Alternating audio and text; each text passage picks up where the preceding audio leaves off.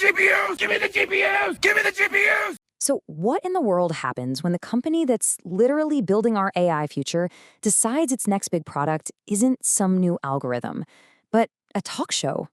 Yeah, you heard that right. It's a bizarre and honestly a fascinating story, and we're going to unpack it right now. Look, we all know OpenAI. Their product, ChatGPT, it's not just a tool anymore, is it? It's become a name that's pretty much synonymous with the future of technology itself. But here's the twist. Their latest acquisition, it's not another AI startup, it's not some data company. In a move that has absolutely turned heads all over Silicon Valley, they went out and bought a media company, a talk show to be exact. Okay, so what is really going on here? Well, the lab behind ChatGPT has officially acquired a super influential talk show right from the heart of Silicon Valley called the Technology Business Programming Network. Let's just call it TBPN.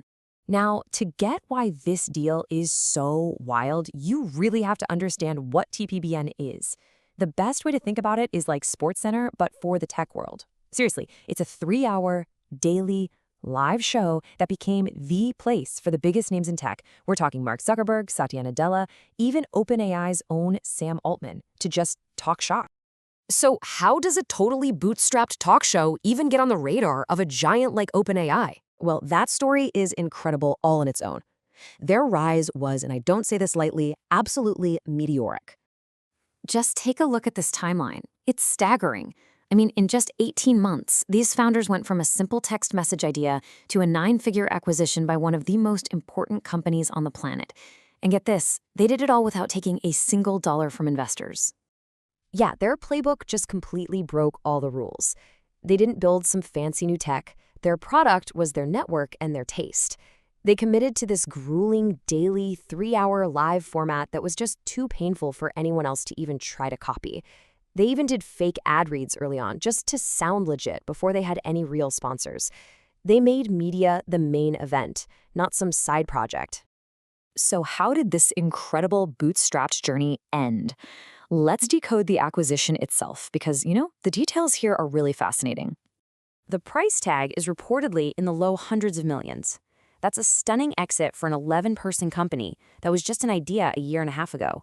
But this is where it gets really strange. Right, so as part of the deal, OpenAI is shutting down the show's entire advertising business. A business, by the way, that was on track to pull in $30 million in revenue this year. So let that sink in. OpenAI didn't buy a revenue stream, they bought an audience. And what an audience it is.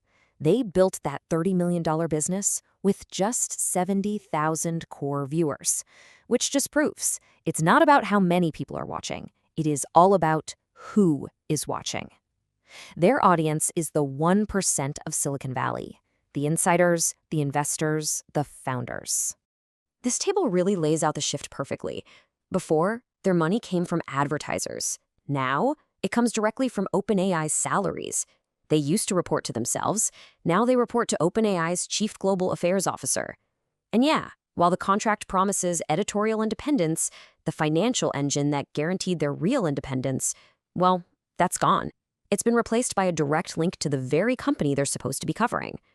So, as you can probably imagine, this whole move has sparked a massive debate. Is this some kind of brilliant new marketing strategy, or is it something a little more concerning?